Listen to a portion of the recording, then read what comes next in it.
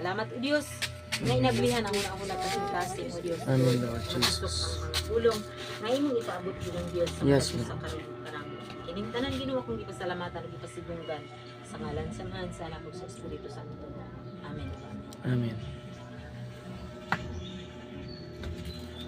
Okay.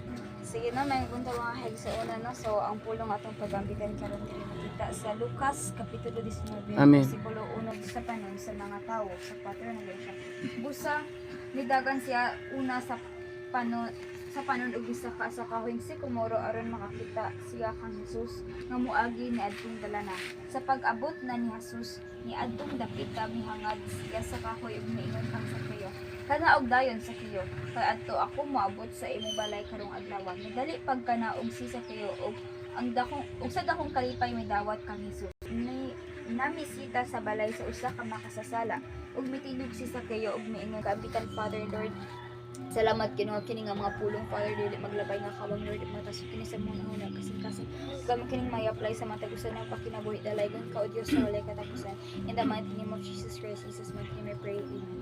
So no, ang pulong ato pagambitan diri makita sa Lucas kapitulo 19 una abot sa 10. So ang tema niya si Jesus ug si Sakeo. So si Sakeo base sa i-explain diri sa pulong sa Dios. Diri aron pagluwas sa mga nawala or aron pagpangita sa mga makasasala. Amen. So ang purpose aning pag-adto ni Jesus Christ no si Jesus Christ siya tong namatay dito sa krus sa Calvary aron sa pagbayad.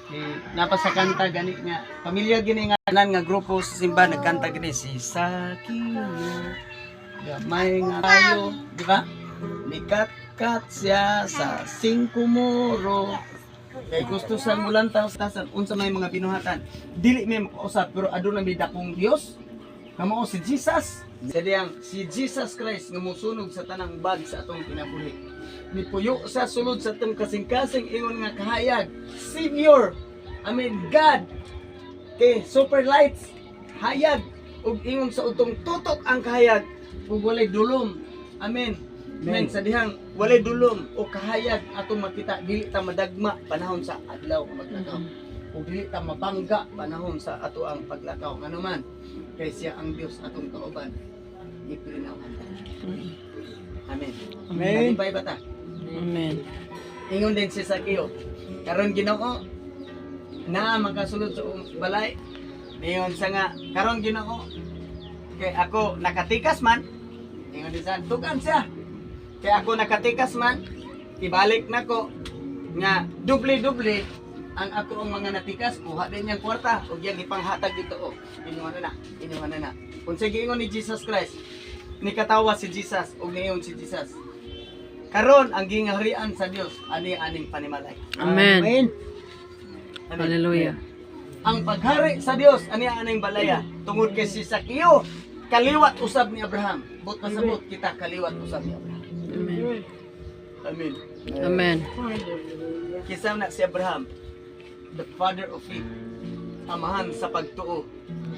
Amahan sa pagtuo nga mao si Jesus Christ, Dios ug personal nga mangluluwas, Savior sa atong kinabuhi ug kahayag sa atong kinabuhi ang magalakaw ta diha sa kahayag ug dili sa kangit-ngit ug mawagtang ang mga problema, mawagtang tanang kabalaka sa dayang mga lagad ta sa Ginoo nga tinud-anay sa dayang mausab na ang tanang taras nato gawig batasan usbon sa Ginoo ang dagan sa atong kinabuhi siya ang usab sa tanang dagan sa atong kinabuhi ug walaon niya ang tanang nga makaangin sa atong mga paglantaw ug dito na ta makasugod makatigom